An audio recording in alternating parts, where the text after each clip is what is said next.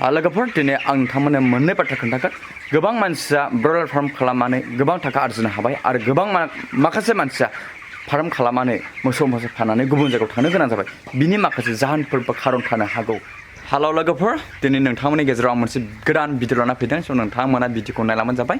दिनै आङो सिगां नोंथांमोननो फोरमायखादोंमोन दि आंनि फार्मनि सोमोन्दै दा आं नोंथांमोन आंनि फार्मनि सोमोन्दै आङो खोन्थानो लादों। दा आंनि फार्माव आङो दंफैयो माबैसे दाउ दङ आरो बेसेबां आरो माबायदि जाखो आरो माबायदि दोनोब्ला दाउआ फार्मा माने दाउआ माखासे बेमारफोरनिफ्राय बासायनो हायो आं बेखौ नोंथांमोन गासैखौबो आं खिन्थिगोन। दा नोंथांमोना आंनि भिडिअनि गेजेरजों नायलांबानो जाबाय। बिदिब्ला आङो भिडिअखौ नोंथांमोननो देखायदिनि। फाइनालि नै लोगोफोर आंनि फार्माव नै बेनो 1 केजि दाउआ गां गैया दा गोरलै नुयो थ' बेयावनो 1 केजि बिदिनो आरो दिनैजों बियो 21 दिन फुरा जाबाय। 21 दिनावहाय बिदिनो 1 केजि 100 200 बिदि जायो। ओमफ्राय माखासेया एसे जिउफ्रा खम थायो आरोना। दा लोगोफोर नै गेजेराव मासे बेबायदिनो माने गुबुन गुबुन कालारनिबो होनाय जायो। दायो नोंनि फार्मखौ जोथोनै लाखियोब्ला गोबां बेमार आजारफोरनिफ्राय बासायनो हागोन। बेनिफ्राय बेसेबां नोङो जुदि लेथ्रा दोनगोन एसेबांनो माने माखासे बेमारफोर जागोन। बेनिफ्राय दाउआ बेनि CRD बायदि बेमारजों माने जागोन। ओमफ्राय नोंनि दाउनि बे ग्रथ देरनाय बियो माने खम जालांगोन आरोना।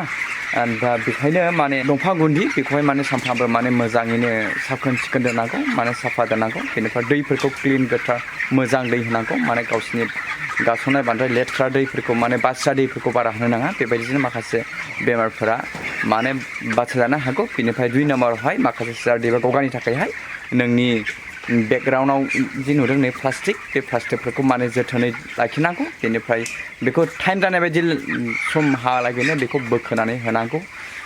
जुदि खुहा खुदोंबा गुसु सम बेफोरबायदि बे प्लास्टिकखौ फुल माने बोखोना होनांगौ। जेब्ला एसे सान्दुंफोर ओंखारो बा गरम जायोब्ला बेखौ बोख्लायनो नांगौ। जुदि बेखौ बोख्लायाबा सान्दुंफ्रावबो जुदि बोख्लायाबा गरम समफ्राव जुदि बोख्लायाबा माने गेस जानो हागौ। गेस जायोब्ला गोबां माने दाउफ्रा बिदिनो दै जमा जानाय मानाय बायदि बेमारजों माने दाउआ थैलांनो हागौ।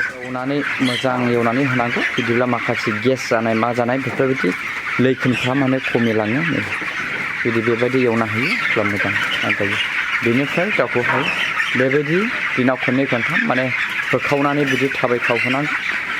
जुदि बेबायदि होखावबाय थायो अब्ला दाउआ बेबायदि खालामजायोबा दाउआ माने उन्दुनानै थाया। बेनिफ्राय बांद्राय जुदि दाउआ उन्दुयोबा लेंग्रा लेंग्रि बायदि लैखोन जानो हागौ।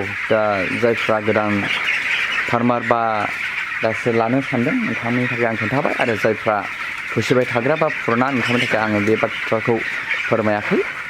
जायफ्रा लाग्रा नोंथांमोना अलरेडि मिथिखागौ। दा आङो बेबायदिनो आरोखि। दा लोगोफोर जोङो मिथिखाबाय जोंनि गेजेराव गोबां मानसियानो माने फार्म खालामगासिनो दङ आरो खालामनो गोसो दङ। दा फार्मावहाय गोबां मानसिया लाब जादों आरो गोबां मानसिया नकसान जादों आरो गोबां मानसिया लस जानानै गुबुन जायगायाव फार्म गारनानै गुबुन जायगायाव खामानि मावनो थांनो गोनां जादों। दा गासैनि लैखोना जाहैबाय जुदि नोङो फार्मखौ जुदि साब सिखोन मोजां लाखियोब्ला मोजां मोनगोन। आरो जुदि नों फार्म खालामनानै जुदि गुबुननि आखाइयाव होयोब्ला नायग्रा लानानै गुबुननि आखाइयाव जुदि गासैखौबो जुदि सोनानै होयोब्ला होमब्ला नोङो लस जानो हागौ। दा सोरबा प्राइभेट आरो सोरबाया कम्पानि पुसिदों। जायफ्रा कम्पानि पुसिदों नोंथांमोना मिथिखागौ कम्पानिनि बेनिफिटआ बेसेबां। आरो प्राइभेटनिथ' प्राइभेट मोजां लानो हागौ। प्राइभेटनि एसे जुदा आरोना।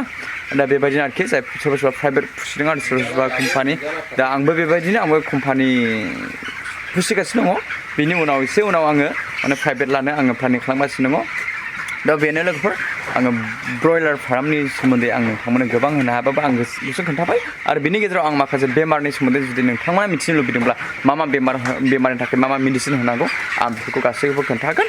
आरो माखासे जायफ्रा कम्पानिनि पुसियो नोंथांमोना मिथिखागौ कम्पानिफ्राय माखासे मुलिफोर हरनाय जायो। बे गासै मुलिखौहाय कम्पानिया माखासे हरो आरो माखासेखौ मोना।